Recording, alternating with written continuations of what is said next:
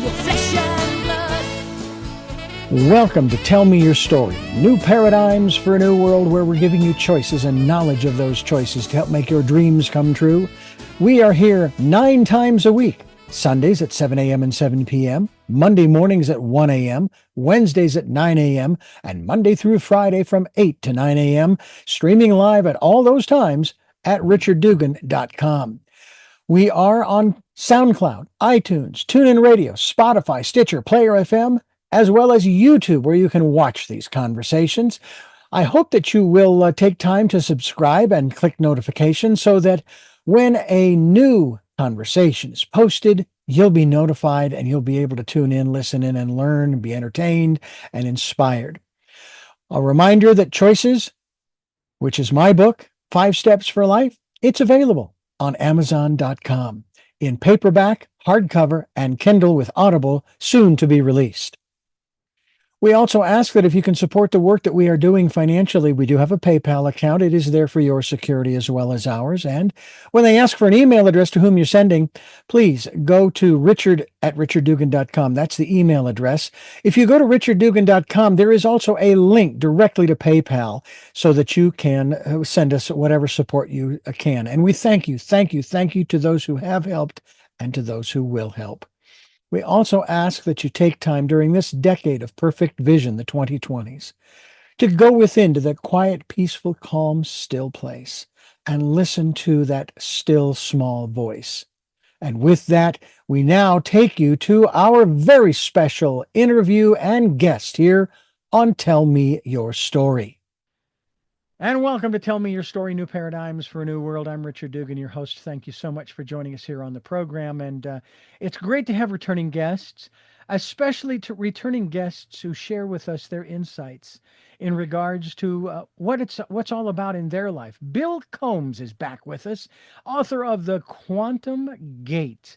And we'll reintroduce that to you if you're a first-time listener. Bill, hey, it's great to talk to you again. You know what? The more things change, the more they stay the same, because you and I probably are still dealing with the same stuff behind the scenes that we were when we talked the last time. Well, it's great to be back, Richard. I really appreciate the invite, and it's good to see you again, to talk to you again.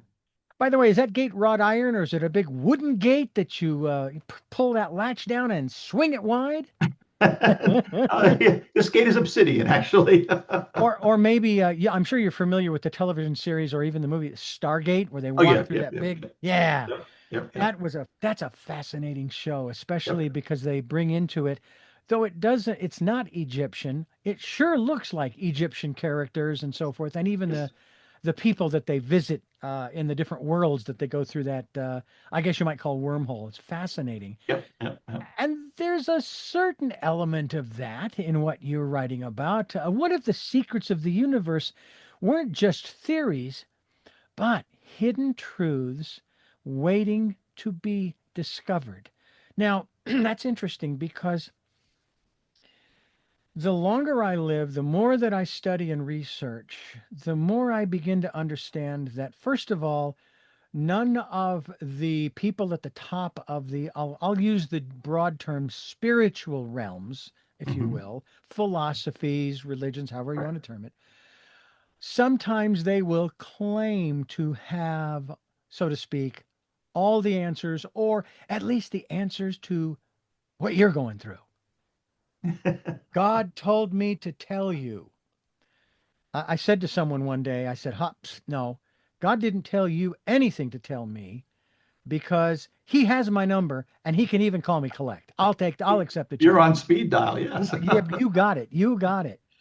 So when we're talking about these hidden truths, now, is there if we can maybe do some defining of terms between truths, knowledge, wisdom, I'm going to throw one more in there, and then, of course, beliefs.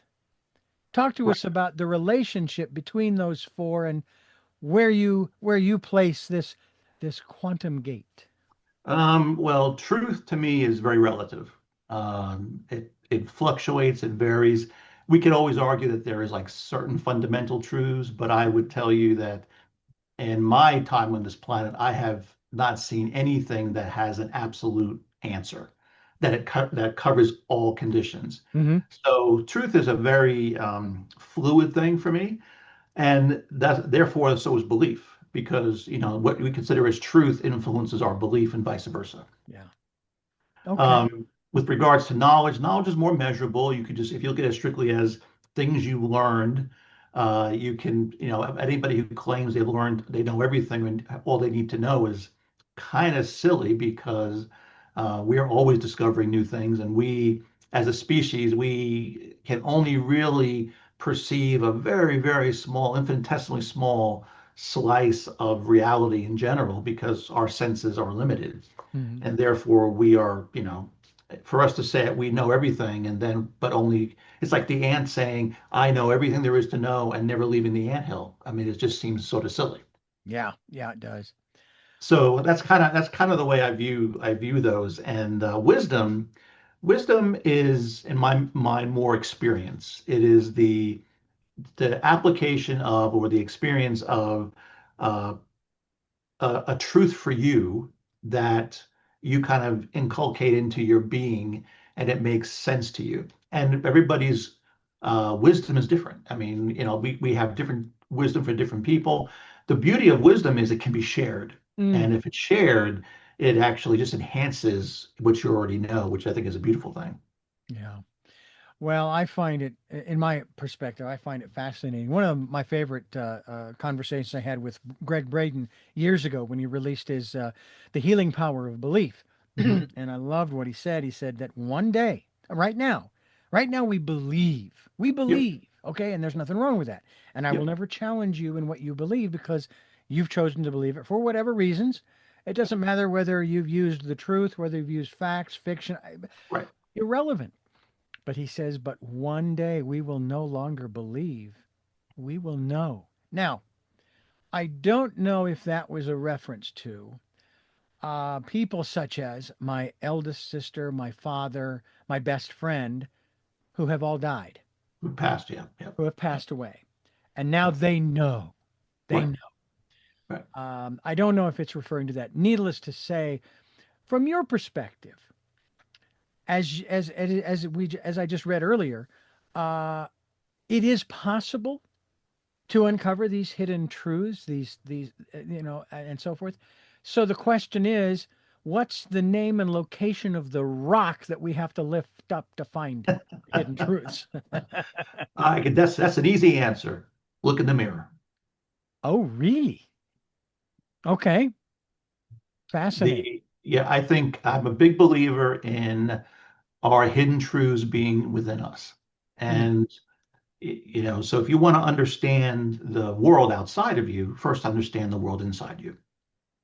mm, And I don't mean the biology, which can be fun too, but I'm talking about who you are, really who you are, why you're here, why it's important that you're here. Those things are questions that really shape, not only that will shape your belief, it will also shape your truth. mm. And it is interesting too when we are in the process of shaping our truth, and we will start to share it. Yep. And there are people very prominent. Now, there's one in particular that I'm just thinking of, but you have one listed here as well. Neil deGrasse Tyson. He is very clear, very clear. Do not come to him for the answers. He is not the oracle, Right. okay? Because he can only share with you what he has learned, what he has experienced, and what he believes. Right. And there have been people who have asked him very interesting questions, and he basically turns the question around and says, "Really?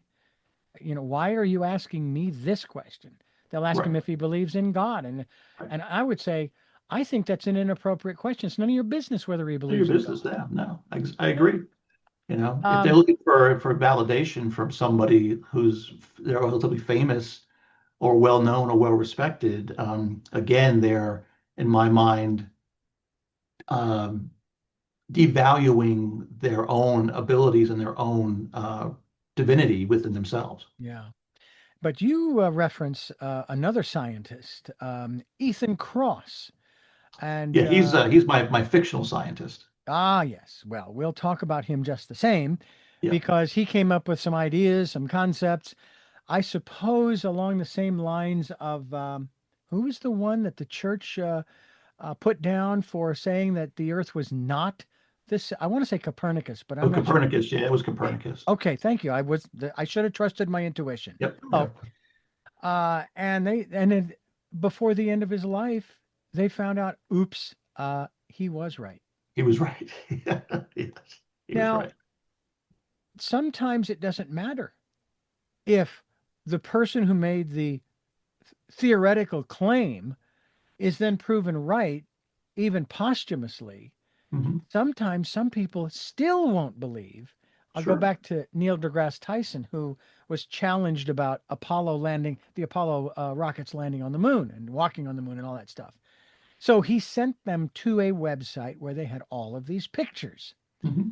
And he says, if you're willing to look at those pictures, and so forth, then, great, then that we actually did. So he goes to the website, he comes back to Neil and he says, those pictures could have been faked. And he says, then I'm done with you because I don't have anything else. And there's nothing that will convince you. Right. How do you, and now we're talking more on the spiritual level, going back to the whole quantum aspect. And I ran into this at the Christian radio station back in the 80s, early 90s, when people would share their experiences, whether you call them miracles or what have you. I saw an angel, or Jesus appeared to me, and so on and so forth. Or I heard the voice of God because it said, I am God. I am that I am, blah, blah, blah, blah. Yep. And then they are told, no, that didn't happen. It couldn't, because there's nowhere in the Bible that it says that happens. And there's no Yeah. command. Yeah. Yeah. Yeah. And I People tend to thought, control wait a that. minute. Yeah. Wait a minute. It's the equivalent of telling me and my wife when we drove from Santa Barbara to Lake Arrowhead over this past weekend as of our conversation. No, you didn't. Right. It's not possible. And it's Right. like, really? So you're telling me the motel room that we stayed in wasn't horrible? Was it real? It wasn't real. That's The right. houses that we looked at weren't real. Yeah. And the Yeah. list goes It was on. all in your head. Yep. That's it. And yet that trip affected and changed both of us, just Yes. like those experiences have affected and changed the people who've experienced them. Absolutely. Yeah. How about Absolutely. you? Can you Well, share? Have you had those kinds of experience? I don't mean traveling from Santa oh Barbara to no, many. Lake I've Arrowhead. had many of them. Many, many, many over my life. I mean, I've been an avid meditator for 40 years. Mhm. So I've had many experiences. Even writing my novels, I'll get insights that are, insights. They're not something that I researched. It's just like I had this incredible idea. It just came out of nowhere. So I'm going to go ahead and use it.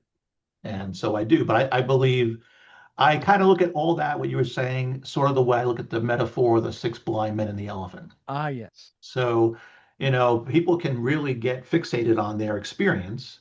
And if I have my experience is different than your experience, then I'm going to immediately say your experience it can't be real because mine's real. How could yours be real too if they're in conflict with each other? Yeah. So Yeah. we get this constant battle amongst everybody about what's real, what's not real, because it's different for every person. And the wonderful thing about that metaphor that I always find humorous is that, at the end of the day, all of them are wrong. It's everybody's wrong. And so what's happening is that, if they actually sat back and shared their perspectives with each other and were open to listening to what it is and embedding what they heard into their model, they would have a much better idea of what the elephant truly was, as opposed to their perspective based on only their perception. So, I would never tell anybody what they felt, seen, heard, whatever is not real. I would say that it may only be real for you, Right. but it's absolutely real for you. And that's all that matters, to be That's honest all with that you, matters. right? Yep. It's all that Yep. matters. What's your website, my friend? BillCombs.com. What a surprise. It's a surprise. We will steer people that way. We'll be linked to your website as we continue talking with Bill Combs about the quantum gate here on Tell Me Your Story. I'm Reverend Dr. D. Richard Dugan here on the program with Bill Combs once again, and it's always wonderful to have returning guests, and in this case, Bill talking about the quantum gate. I love this.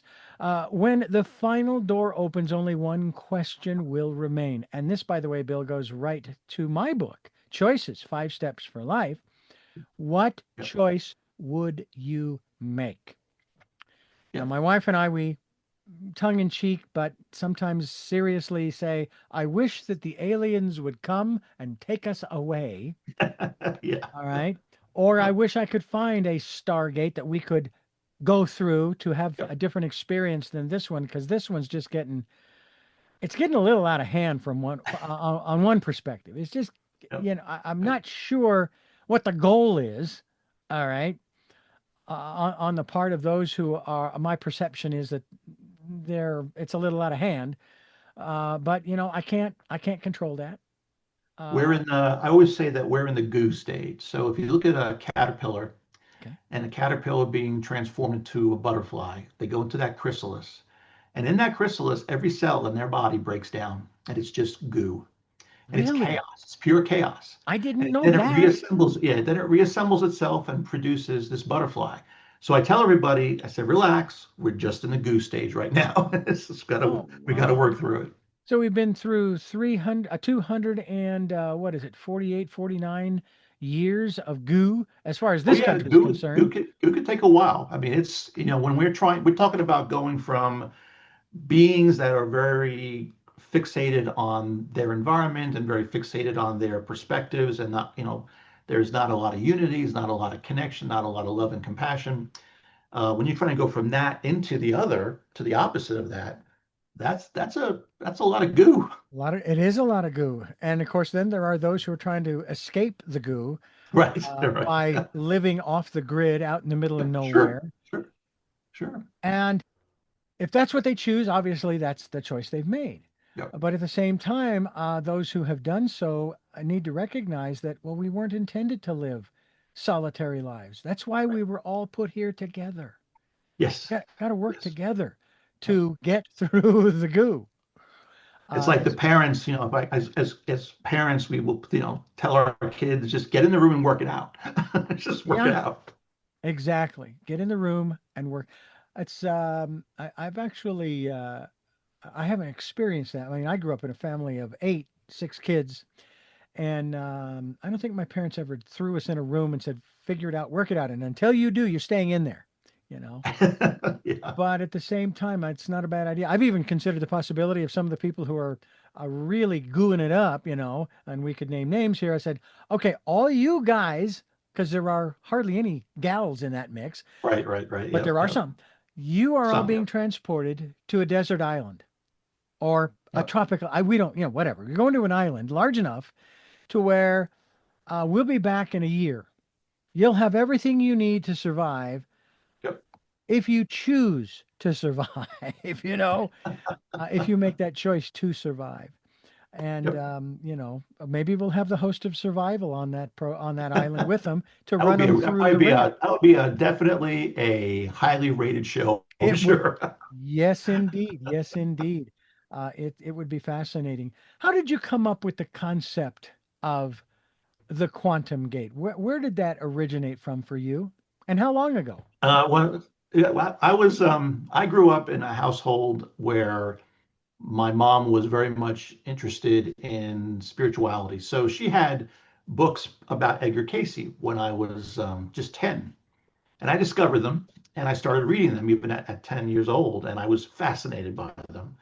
And I've read all of them over the years. But I was really, really intrigued by the Hall of Records story in the Edgar Cayce readings, this repository of all knowledge that humanity has from the past Akashic stored records? away for us. Yep. And so um, the quantum gate basically came from that story. When I was growing up, I would always, go into my imagination, visualize myself being, the person who could open the Hall of Records, or, these kind of wonderful places you put yourself in your imagination. So I decided to write a book about that story. Of course, I'm 60 years old now, so I have to make it was a little bit different than the childhood, daydream, Yeah. but still was the same thing. It was essentially the same thing. It was me deciding, okay, what would this look like if it actually happened, and what would it mean to us as a species if it did happen? And then because I just love doing this, I create universes. So my the universe I created for the story is it's timeless and spaceless. And so I'll write stories, all little short stories, and I'll just basically they're all part of the same universe. They're little lenses into things. They're all connected. They're all related. And so, and then I kind of insert some of my philosophy and ideas into this book. Just nothing major, just a little bit, just to get people to think. Right. Choice is a really big theme in the first book in Quantum Gate, as is unity. And just these things are important to consider and how they would impact the decision that we make in certain circumstances. Hmm. It's interesting too when we talk about choices, regardless of fiction or otherwise. Even choosing not to make a choice is choosing not to make a choice. You're still making a choice not to Absolutely. choose. Yep. To stand Not to pat. choose. Okay, I Yep. don't have 21. I got an ace. I got a six and a four. Hold. Right. I Right. don't want to break. Right. And Yep. it's Yep. fascinating how a lot of folks, and this is part of the conversation I think that we had when we talked earlier. The word change. Oh God, people hate that word. So I came up with a new one. Now I'm not into political or correctness by any means. However, I am also interested in getting people to start to embrace the concept. So let's call it something different. Let's call it the divine flow. And it's where True. I use the analogy of a river, and you lay down on your Yep. back and you float and you allow the current to carry you. Yep. And in Yep. that sense, you don't get stressed out, you don't get crazy, the monkey mind doesn't go nuts, and Yep. you recognize that hey, this is the way the universe works. Yeah. And things have to flow. Um, and it doesn't matter what it is, whether it's on the material level or otherwise. Um, and it's like some people have when they talk about money and they talk about abundance and prosperity. Abundance and Mhm. prosperity is not about accumulation, although you may accumulate larger amounts of whatever, but you also need to keep that moving. Keep it Got to going, move. Yeah. Got to move move. it through. It's energy.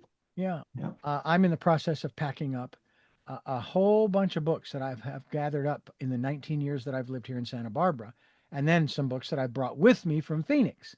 And Right. I'm gonna put them together and say these books are going, and I already have a designated place for them to go. It not only frees up space, but it also gives others the opportunity to read these other To read it. Yeah. works, you know. Yeah. And I'll tell you, as I'm going through, I'm going, oh, I don't want to give up that one Yeah. because, and this one, and then I remind myself, remember, you already have all the interviews. You've saved them. You're in your Right. archives. So Yeah. just, calm down. That's Uh, you eh, got right. Right. you know, so, and when it comes to money, it's the same thing. Sure, I want to continue to build, the accumulate, let's say, the savings, if you will, the Sure. resources to have to do other things. But at the same time, I also know that in order for my wife and I, for example, in order for my wife and I to get to our new home, some of this money is going to have to flow to these other places so that Yep. they can in turn do the things that they do. And then they take Absolutely. that and they send it off to the other places that they deal with and so forth. Absolutely. Yeah. Exactly. Yep. This is, as you said, it is a fictional story, and it's It really kind is. of It is a fictional story, but it's the first in a series. oh, Uh, I called the series the Ascension Chronicles, and that's very purposefully chosen because for me, it talks about things that people have talked about, and it's things that are in the the mainstream in the New Age community. hmm But there are also things that again, I'm not, I'm writing a story first and foremost.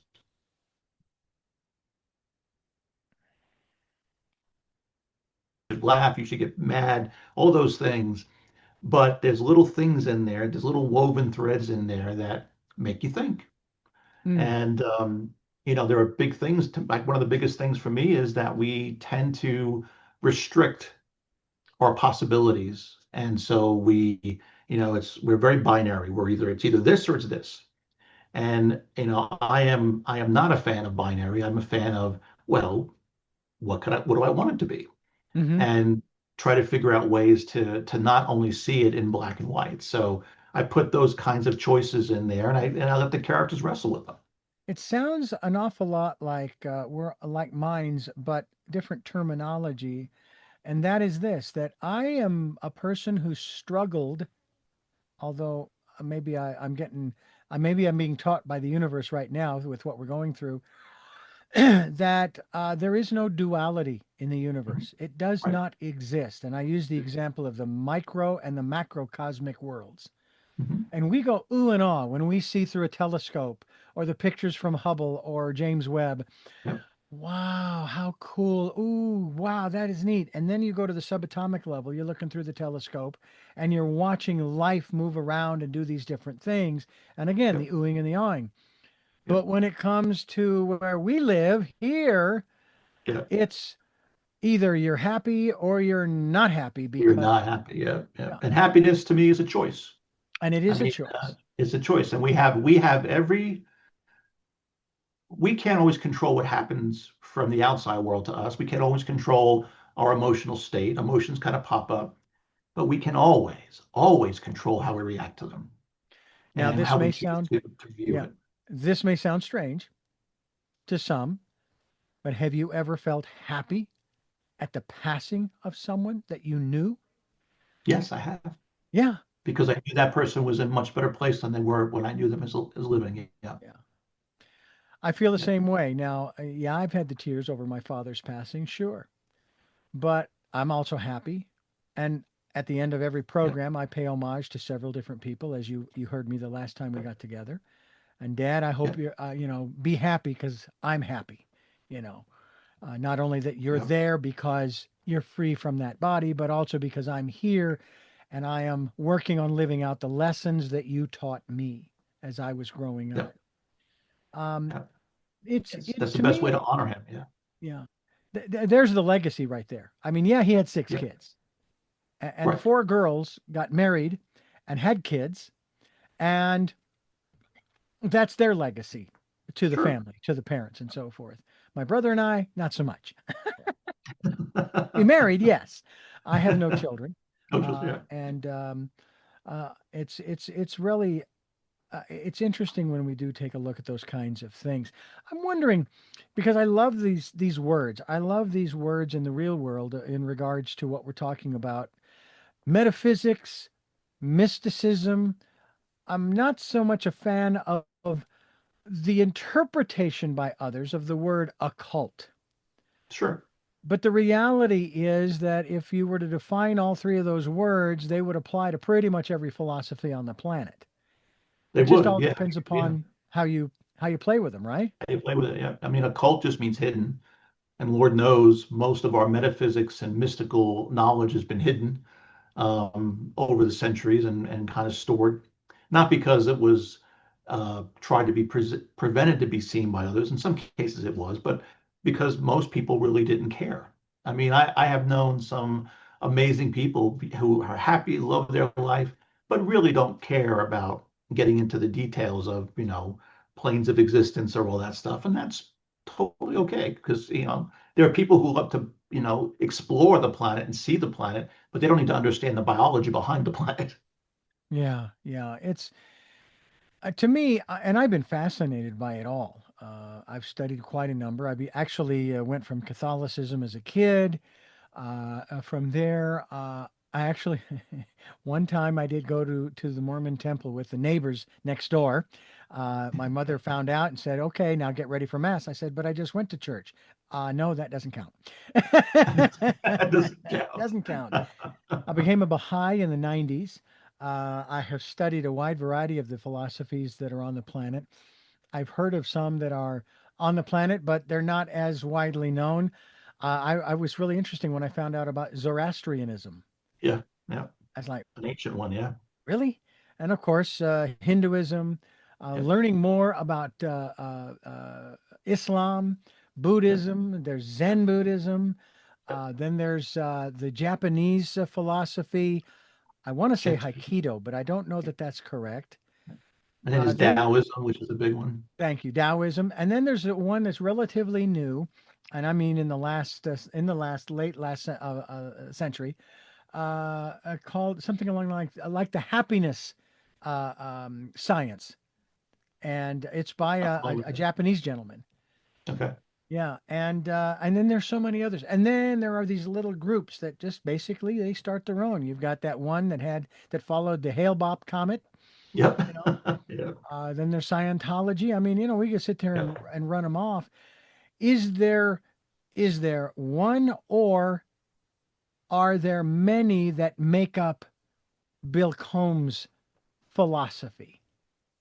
Unlike you, I have been through a ton of them, so I've had my different phases. I was Episcopal when I was younger, so Mhm. went through that, studied a lot of metaphysicals, occult societal stuff. I was a Rosicrucian for many years. Um, but and I learned, and I'm a voracious learner, so I learned a ton of stuff. But at the end of the day, and as I stand right now, all that I realized in all those years of learning and all that information is I really don't know much. And Yeah. now I'm more of a Taoist Buddhist. I mean, it's not that I don't officially practice anything. I don't consider myself religious at all. But I look at the world and I look at all the different religions, philosophies, the way I look at the elephant and the blind men. And Mm. so I've studied them all. I kind of incorporated them all. And so they've just helped shape mine, what I am, what I feel, what's important. And then I put that into my one book that I wrote on my philosophy of what that means. And that's kind of, I was just, okay, this is all that I've been taught and understand and all the wisdom I've accumulated in 60 years. Here it is in this book. And in 10 years, it'll be totally different, I'm sure. That's rather interesting because it epitomizes a statement I made to my eldest sister in the wrong location. Location, location, location. It's very important when you're having conversations such as these because it was in the kitchen, my mother's kitchen, as she was preparing Thanksgiving dinner. Eventually, she did throw us out, but my sister, of course, was concerned about my well being spiritually and so forth. To which I responded to what you just said. I said, my beliefs of yesterday are not my beliefs of today, are not my beliefs of tomorrow, because I'm still alive, learning, growing, experiencing, meeting new people, Yeah. and so on and so forth. And of course, what I find fascinating when attempting to, I guess the best word is to justify my position, okay, saying and stand on my own 2 feet and say, hey, I'm okay, is that no matter what logic I might use, even if it's very salient and so forth, it's wrong. Your Yeah. logic is flawed. Right. I Yeah. mean, that's their belief system, and I've had the same thing happen, and I just have to, be okay with their belief system. I mean, it's as long as they are not trying to, control me or change me, and if they try to do that, and I gracefully say, I'm not going to spend time with you anymore. It's just because you're not supposed to change me. That's not what we're here for, to change each other. We're here to be catalysts for change in each other, but not to actually force change. Well, it's interesting because that is, of course, the goal of many who that's what they want. And I I know there have been movies and television programs, probably The Twilight Zone is one of them, where everybody was the same. Yes. And then I Yeah. would I would say, if I could submerge you in a society where everybody believed the same, thought the same, would you really like that? Really? Would you like Especially that forever. Think about it forever? forever. There you go. Yeah. There you go. It's really unfortunate in that respect that people tend to lose out. We're talking right now here on the program with Bill Combs, and Bill has written a book called The Quantum Gate, and we will be linked to billcombs.com as we continue here on Tell Me Your Story. Bill, it's a very fascinating conversation, and I'm wanting to talk to you a little bit about, yes, of course, about your book, and it is a fictional. But you and I both know that people love reading books like this for the story, but also for the message. And one author in particular that I think of, and I'm hoping maybe that, I don't know about you, but it would be great if you started to rise to the level of someone such as a James Redfield, who wrote the Celestine Prophecy, Yep. which has some great messages in it. Matter of fact, I probably remember the messages more than the story, you Yep. know. Yep. I'm Um, a big fan of Redfield. I read his book, and when I wrote mine, my goal was to make it sort of a combination of the Da Vinci Code meets the Celestine Prophecy. oh, now there's So another it's one going that's to have big for the me. action, it's going to have the fun, it's going to have the thing that brings people in, but there's going to be the underlying ideas that will make you think, that make you pause for a moment. And I'm not there to change anybody. I'm simply there to put it out there and say, what do you think? Yeah, that's the whole point. We lay out this big smorgasbord table, and Yep, your information and every guest that we've had on the yep, program is sitting right there for anybody to partake of. yep. I do tell people though, do not take anything that does not resonate with you. Absolutely. Yeah, never. Yeah, I But would I totally also agree. encourage them to come back to the table. Yeah. You know? Yeah, I remember there was some information I read when I was younger, like in 19, and at the time it was like the bee's knees. I loved it. I thought that I was like my whole world was going to revolve around this. But then, if for whatever reason, I think it just fell away, um, and I came back around to it around in my early 50s, and I was like, oh wow, I get to come back to this stuff again, and I was excited. And when I got into it, I was like, okay, this is not what I remember. This is not this is Hmm. not resonating with me at all now. And so I let it go. And it was, surprising to me that I had something that was such a visceral part of who I was when I was younger, have zero connection with me as I was older. Yeah. There are a couple of books, one in particular that I have on my phone, that is Autobiography of a Yogi. Now, it is Yep. not the version most people think of with, say, Ben Kingsley or any of the more modern actors or voice talent. Right. It's the original version I listened to when I was 17, 18, 19. Yep. That was from the Recordings for the Blind. And it was Okay. recorded recreational reading. And I managed to get a cassette copy of it, and then I transferred that to digital and I put it on my phone. I was so intrigued when I found out that the only book that was on the phone of the founder of Apple was Autobiography of a Okay. Yogi. I thought, wow, that was the only one, really? Yep. But because I know a lot of people, they've really been changed by it. But then there's another book that I carry with me, and I actually recorded it, but I've actually found audible versions of it too. And that's The Impersonal Life by James Banner that was written back in 1933. Mhm. And I don't know about you, but when I start looking for books and I find different things, the older it is, the more credence I will give it. I don't know Yeah, why. because There's some, it's a different time. Yeah, exactly. Yeah. yeah.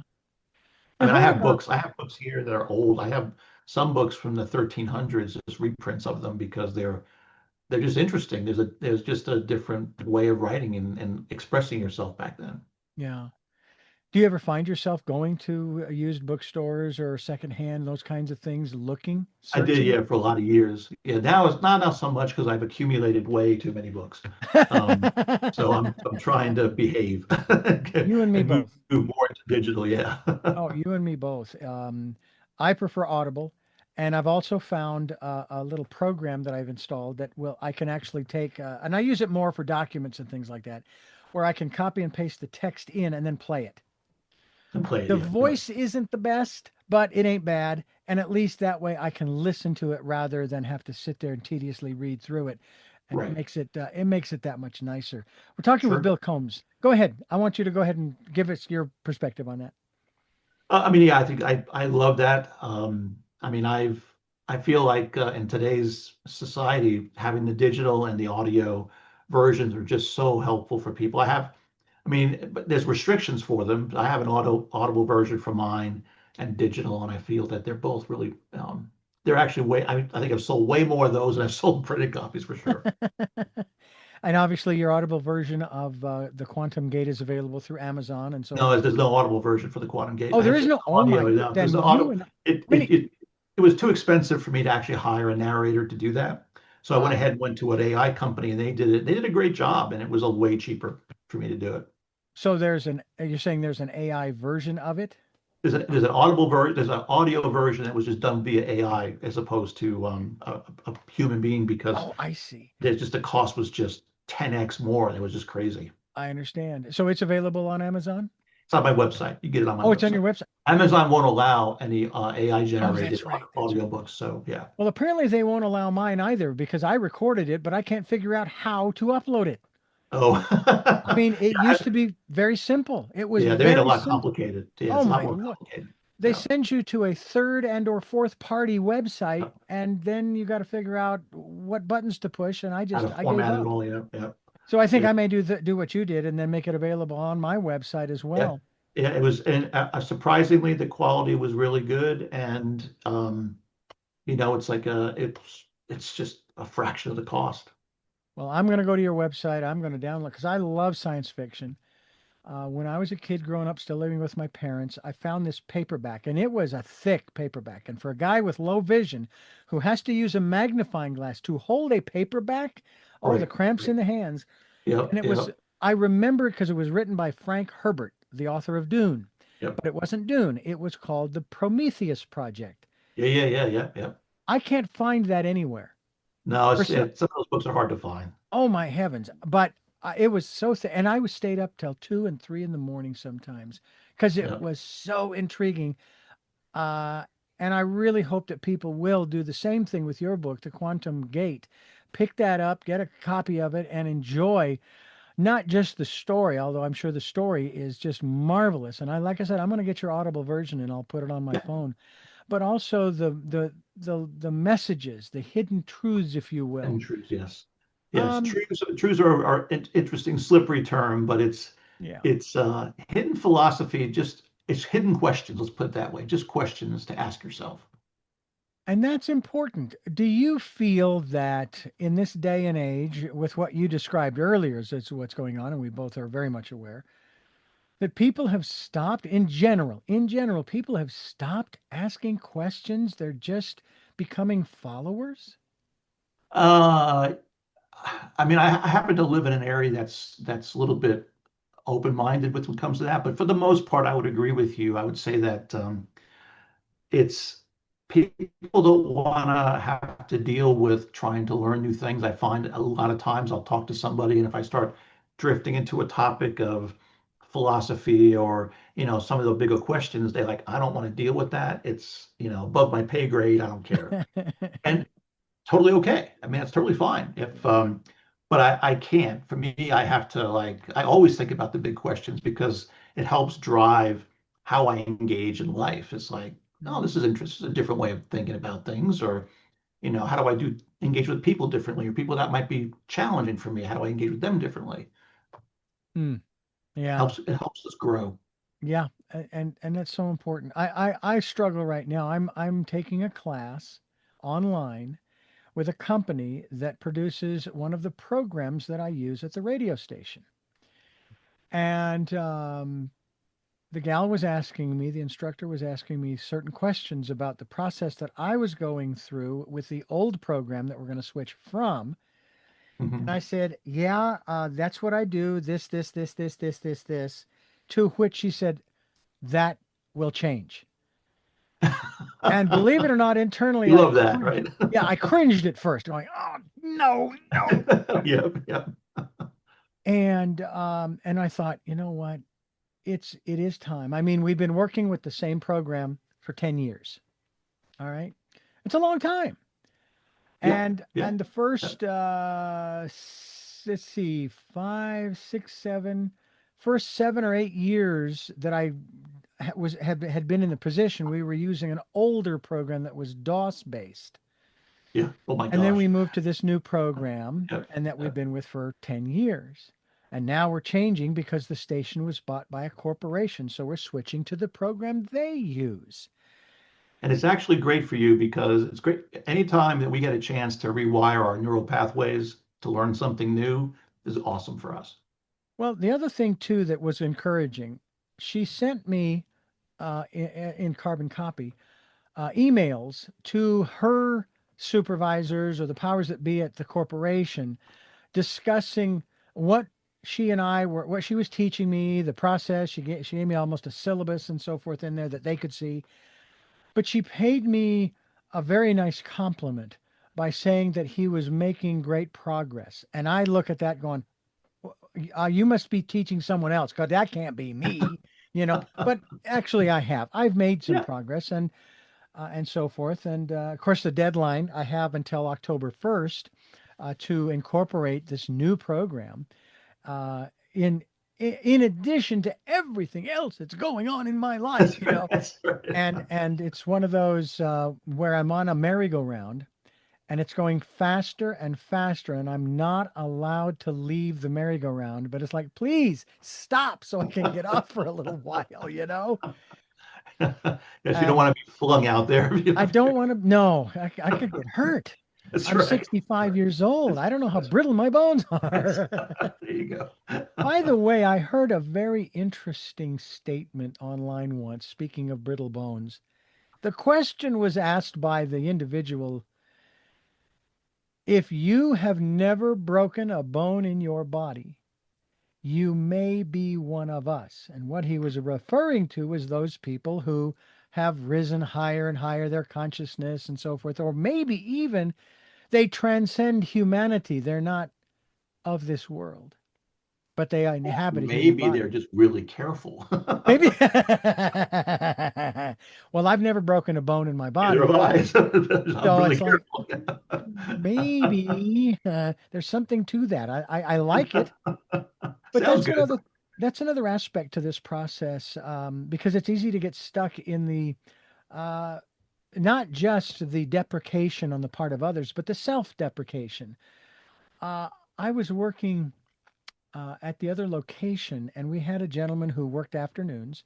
And when he was done with his shift, he would go into the studio and he would record his newscasts for air on the automated station. And I could hear 3 doors down him screaming and yelling at himself, you da da da da da da, because he would make a mistake. Yeah, And I thought, wait a minute, doesn't that end up taking more time?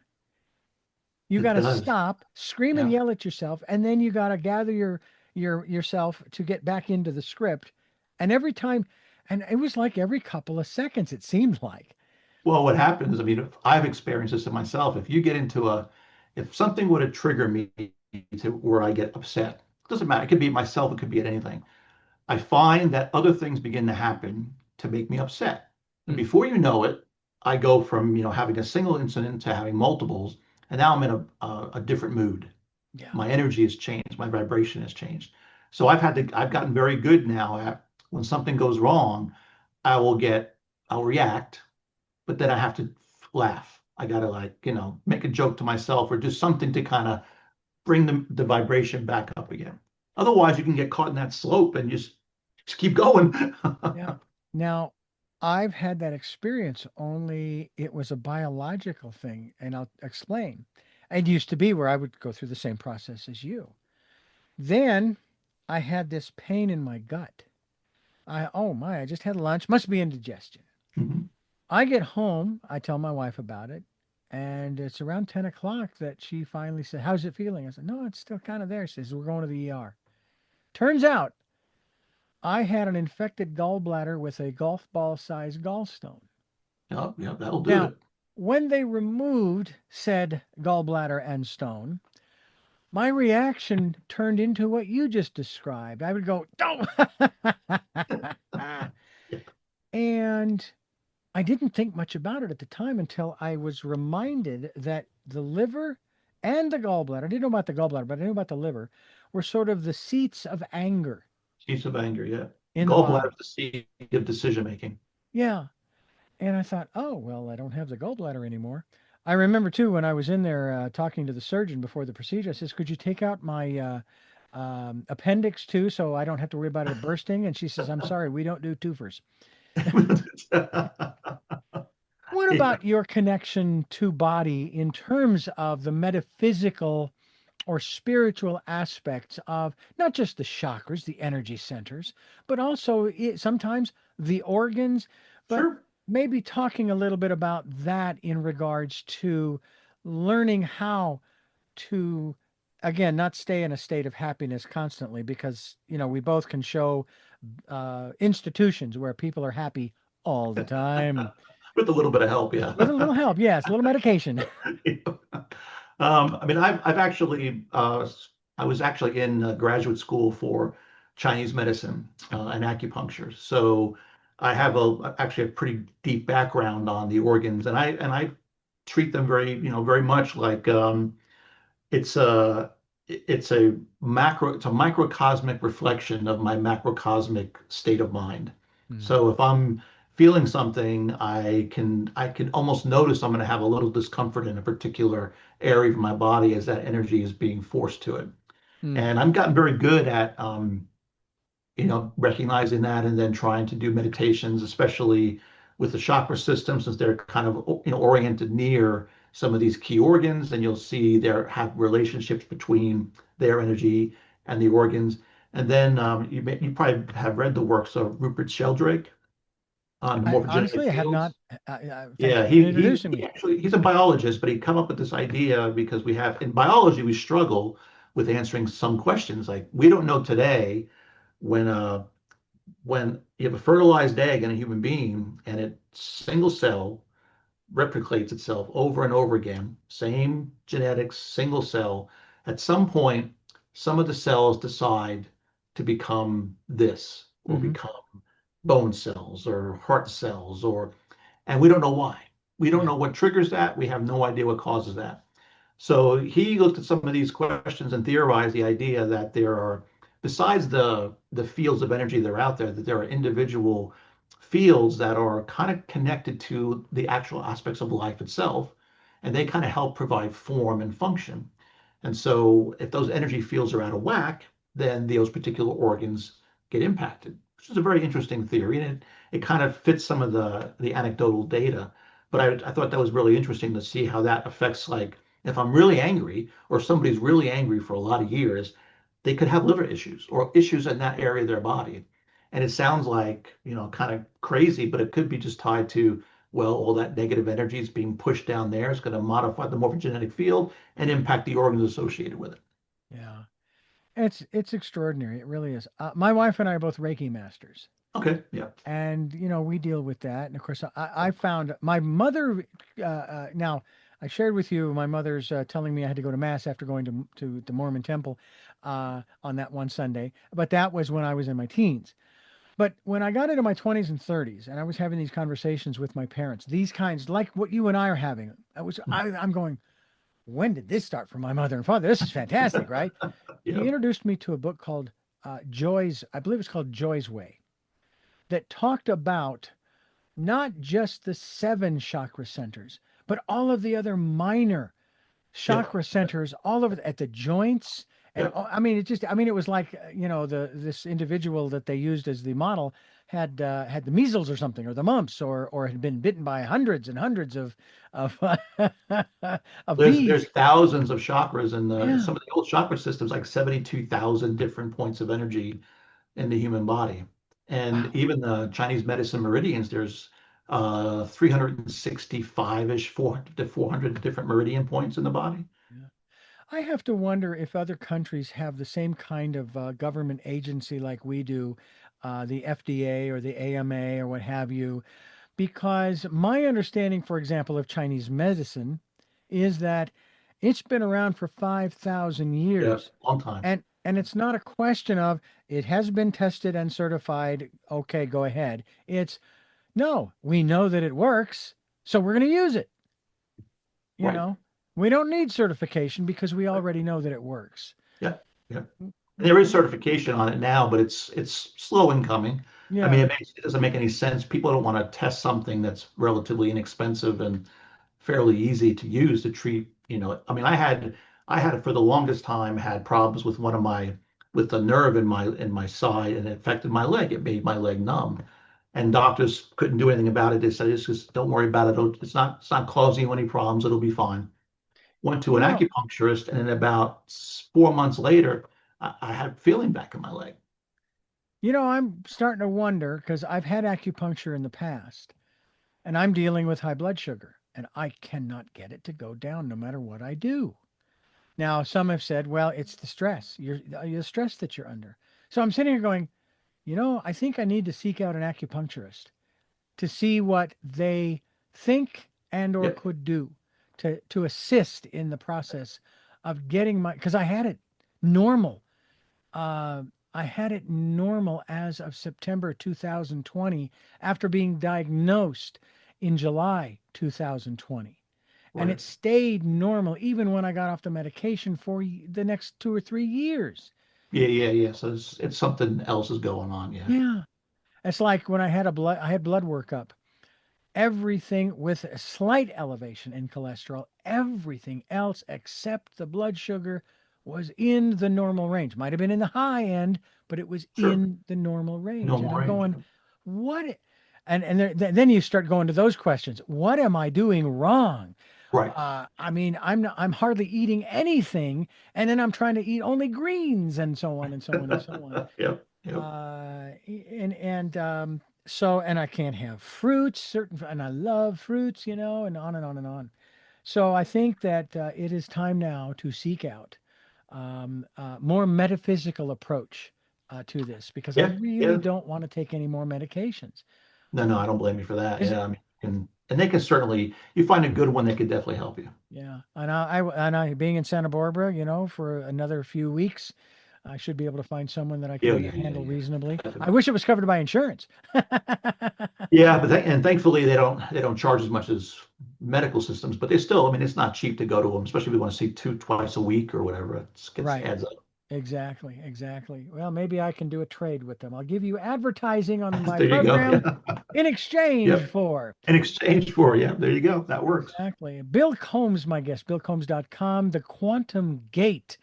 Available in Audible on his website, ladies and gentlemen, or you can go to Amazon and get the print version or the Kindle version, if you will, as we continue here on Tell Me Your Story.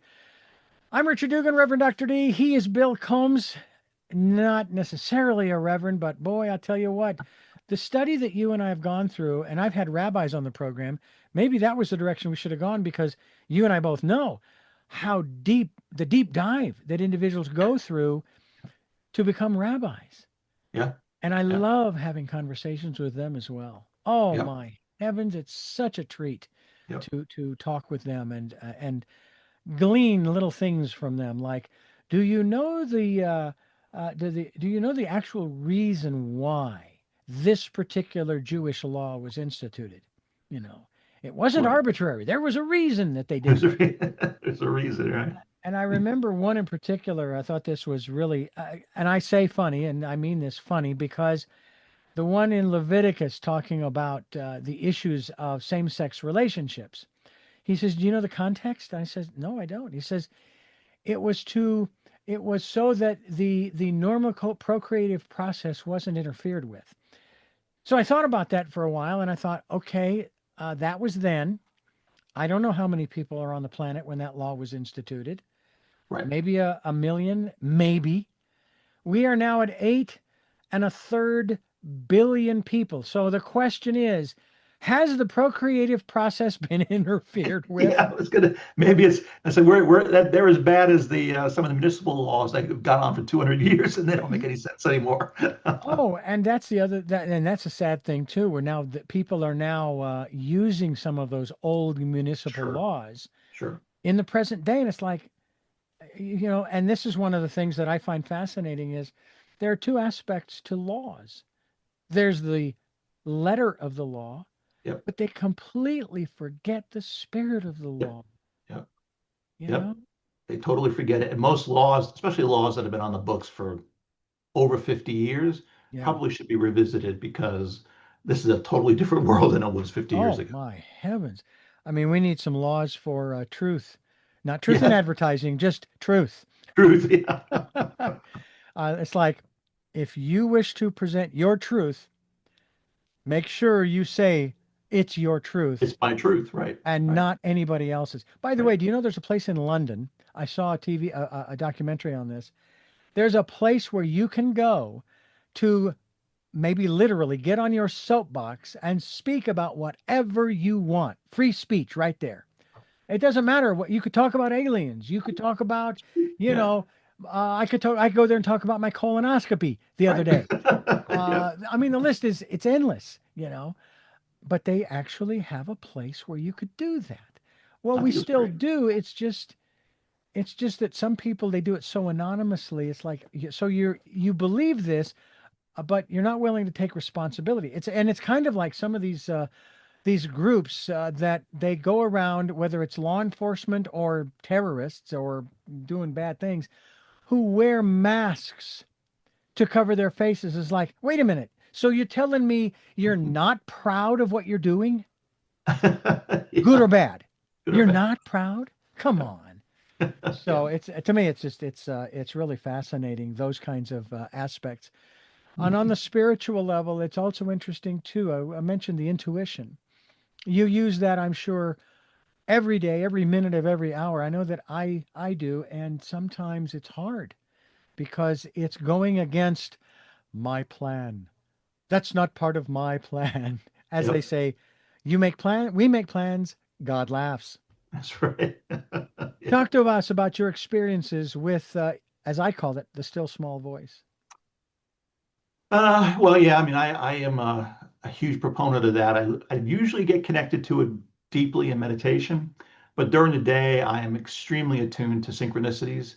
And so that, and I have them all every day. I mean, I have multiples most days. Hmm. And so that helps kind of nudge me in different directions depending upon what I see and how it shows up. And so I'm very open to, my how I feel about something, what I see during the day, and I have never really felt like I've been, led in the wrong way. It's always kind of worked out wonderfully for me. I was really, I had a job back last year that was a remote job, a good job. I enjoyed it, paid well, and it suddenly was gone. And Mm. I got, like, oh my God, what am I going to do? I got all this stuff going on, and I kind of stopped for a minute and I said, okay, you had your moment. Now let's kind of change. Let's just react to this differently. And I said to myself, now it's going to be. This is actually a good thing. It was constraining you. It was restricting you. You need a job that's going to allow you more freedom, more flexibility, less stress, and this is helping you get there. And sure enough, within 6 weeks, I had another job, easier, remote, less stress. And it was actually a blessing. And I just, normally I would never have seen that. But this time I stopped myself and said, I see this and I'm okay with that. Mm. Trusting the Well, intuition. yeah, absolutely, absolutely. My philosophy is that your intuition will never put you in harm's way. It may challenge you, Yes. but it'll never Yes. put you in harm's way. Pepper Charles way. Yep. Yep. And if you're going to listen, then follow the promptings. Yep. Otherwise, what's the point of What's listening? the point? Yeah, that's And right. I say that tongue in cheek because everybody has to make the choice. Sure. Sure. And some people would argue, well, but then I'm giving up my individuality. I said, what's funny is, no, you're not. You're actually exercising your individuality because the still small voice or the divine, if you will, Yep. never gives the same guidance or instruction to two people to two Right. two or more people. Yep. Yours is yours, and that's why when I say take time during this decade of perfect vision for you, perfect vision, to go inside, go into that quiet, peaceful, calm place, and listen to that still small voice. Yeah, I'm a huge, huge fan of meditating daily, and I always encourage folks to try to do that, even if it's 5 minutes, you know, Yeah, um, just to reset themselves and kind of listen, even yeah, for 5 minutes. yeah. Bill Combs is my guest. I almost said the quantum leap, the quantum gate. I was a cool show too. The It was a quantum, good show. the quantum gate is the book, and billcombs.com is the website we'll be linked to as we continue here on Tell Me Your Story. Bill, as always, and of course, this is only the second time, so as always, This was a fascinating conversation, and maybe in a few months we'll get together again once my wife and I have gotten settled into our new residence, wherever that may be. And, we have some ideas, but we'll see. We'll get together again and chat and really maybe go deeper into some of these things because I think one of the things as a former, well, I don't even say former Catholic, as a non-practicing Catholic, how about that? I've always loved the ritual, the tradition, and the ceremony. Yep. Doctrine and dogma, not so much, but I have to give the people I've known within Catholicism credit. One Monsignor had, in the Byzantine Rite, they come to your house right around Easter to bless your house. And while he was in our house, I asked him a point blank question. I says, why is it that all of the crucifixes with Jesus on the cross, he's wearing a loincloth, when the practice was that eventually you were stripped naked? And he was honest with me. He says, because we don't want to upset the sensibilities of the people, The people, yeah. which on the one hand, I understood, Yep. but the truth, you shall know the truth, and the truth will set you free. I was going to ask him about the aspect of why are so many depictions in America of Jesus white? Why is he white? He wasn't white, No. you Nope. know. He was probably dark skin. I mean, they all walked around in the sun, Sure. Yep. and all that kind of stuff, among other things. But Yep. Yep. Yep. I always found that curious that, okay, you want to white, oh, your Jesus has red hair. Okay, well, you know what? And you know what? That's really okay because it help if it because there are criticisms of statuary in Catholicism. I'm going, Right. wait a minute. If it helps someone's faith Sure. to believe in something that helps to guide them through their life, what harm is it to you? No, it's done. Yeah, Absolutely done. fascinating conversation. Thank you so much for being a part of this Thank program. you. Thank you so much for having me back. And I'll reach out to you once my next book comes out in December. So that's about several months away. Oh, terrific. I'll look forward to that. I am going to ask you those three questions I asked you the last time because, hey, Okay. the answers can change. I've had Sure. people on three, four, five, six times, and I still ask them. But first, I want to thank you for listening to and watching Tell Me Your Story, New Paradigms for a New World, where we're giving you choices and knowledge of those choices to help make your dreams come true. We are here on Sundays at 7 a.m. and 7 p.m., Monday mornings at 1 a.m., Wednesdays at 9 a.m., and Monday through Friday from 8 to 9 a.m., streaming live at all those times at richarddugan.com. We podcast on SoundCloud, iTunes, TuneIn Radio, Spotify, Stitcher, Player FM, Blueberry, iHeartRadio, Amazon Music, yes indeedy, and we're on YouTube where you can watch these conversations. We hope you will subscribe and click notification. We ask that you go to Amazon.com, not only for Bill's book, The Quantum Gate, but also for my book, Choices, 5 Steps for Life, in hardcover, paperback, and Kindle with Audible, soon to be released at richarddugan.com. And we also hope that you could, I don't know, maybe I don't play the piano, so a little tough on that one, but could you leave us a tip? Our tip jar is called PayPal. And at richarddugan.com, there are links at the top of the page to both Amazon and to PayPal. Thank you, thank you, thank you to those who have tipped and to those who will. And finally, as I mentioned earlier, please take the time during this, the decade of perfect vision, to go within to that quiet, peaceful, calm, still place and listen to that still small voice. And I'll tell you, Bill, these days, listening is actually helping a whole lot more than the monkey mind spinning Yes, it is. circles on the monkey bars. Yes, it is. Totally. Yep. So, with all that being said, Bill, the first of those questions is those three is who is Bill Combs? I am and always will be a seeker and somebody who just loves to learn and teach in whatever way I can. That's just what I love to do. What gets you up in the morning? Writing, Hmm. telling, and basically creating a universe that is vast and interesting and sharing that. And finally, what was your best day? Actually, that's been the last time, and I still say that every day is my best day. Hmm. So today is my best day. Hmm. Wonderful. And I'm glad to be a part of it. Yep. And I thank you for listening to and watching Tell Me Your Story. And until our next broadcast, podcast, video cast, love Talal. Jeanette, I'm still listening. Dad, continue to be happy because I am. Smokey, I'll see you on the other side. Mike, Thanks for being in my life. And to my dear friend Zorro, aho, aho.